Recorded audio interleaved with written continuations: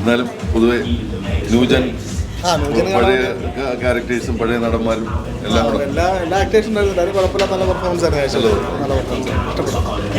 സാധാരണ നമ്മുടെ ബൈജു ചേട്ടൻ തൊട്ടുള്ള ആർട്ടിസ്റ്റുകളും കാര്യങ്ങളെല്ലാം ഉണ്ട്. വൺ ടൈം വാച്ച്, അതിൽ കൂടുതലൊന്നുമില്ല. കുഴപ്പമില്ല. റംസാനൊക്കെ എങ്ങനെയുണ്ട്? റംസാനൊക്കെ സൂപ്പർ.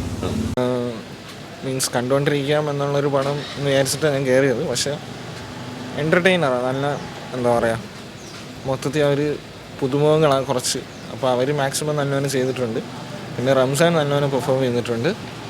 പിന്നെ ഡയറക്ഷൻ വെച്ച് നോക്കുകയാണെങ്കിലും നല്ല ഫൺ എലമെൻ്റുള്ള, നമുക്ക് കണ്ട് ചിരിക്കാനും ഇരിക്കാനും ഒക്കെ പറ്റുന്ന ഒരു പടം. സാഹസം ഇതേ പേരിൽ തന്നെ നേരത്തെ മലയാളത്തിൽ ഫിലിം വന്നിട്ടുണ്ട്. പക്ഷേ ഇത് സാഹസം നല്ലൊരു റിതമെറ്റിക് മൂഡാണ് ക്രിയേറ്റ് ചെയ്യുന്നത്. തിയേറ്ററിൽ മൊത്തത്തിൽ നല്ല റിതമുണ്ട്. തുടക്കം മുതൽ അവസാനം വരെ അത് കീപ്പ് ചെയ്യാൻ സംവിധായകൻ ശ്രമിച്ചിട്ടുണ്ട്.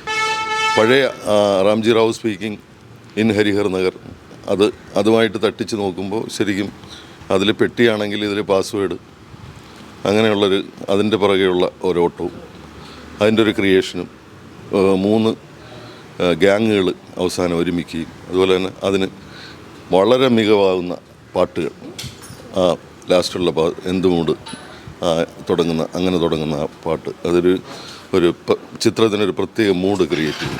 എല്ലാം കൊണ്ടും ചിത്രം ഓക്കെയാണ്.